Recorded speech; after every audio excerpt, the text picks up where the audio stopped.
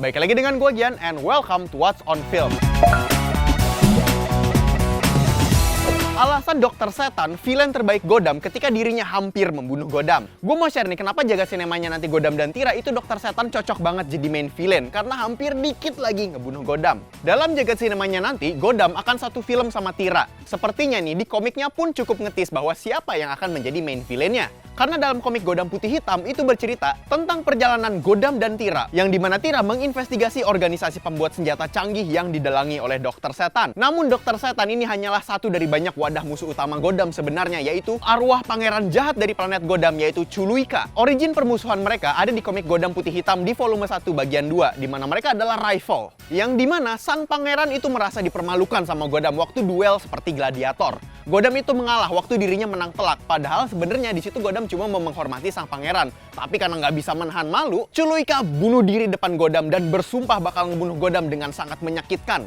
Hal itu juga yang membuat Gotham itu dikutuk dalam cincin. Secara movie-wise, sebenarnya nih plot komik ini sangat ramah buat diadaptasi. Karena musuh utama yang tertulis dengan motif yang keren, Tira dengan spy movie materialnya, dan relationship Awan dan Gotham itu sangat menyenangkan. Kocak, hangat, erat, namun sangat ada nyelenehnya gitu, kayak Yusuke dan Kuwabara di Yu Yu Hakusho. Balik ke kisah, long story short, Dokter Setan berencana membunuh Gotham dengan cara perlahan seperti taktik Lex Luthor di Batman v Superman. Yang dimana membuat masyarakat membenci Gotham dan menghancurkan mentalnya dulu.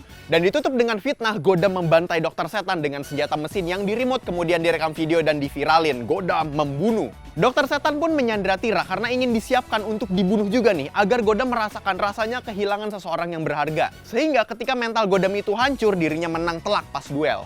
Kemudian Dokter Setan menggunakan peluru yang sudah di-upgrade dengan kryptonite-nya Gotham, yaitu Zamrud Merah Darah. Sehingga tembakan itu bisa menembus Gotham. Tapi rencana sebenarnya di sini hanya melukai Gotham dan sebenarnya itu adalah instrumen fitnahnya. Saat fitnah itu sudah terekam dan CCTV-nya dimatikan, Gotham dibredel sampai sekarat di saat semua orang sedang membencinya. Hoho, nice plan. Kebencian masyarakat atas Gotham itu juga sebenarnya sudah akumulasi semenjak Patriot Prahara, di mana para rakyat itu berdemo dan membenci para Adisatria karena sudah ngancurin kotanya waktu abis ngelawan Sri Asih.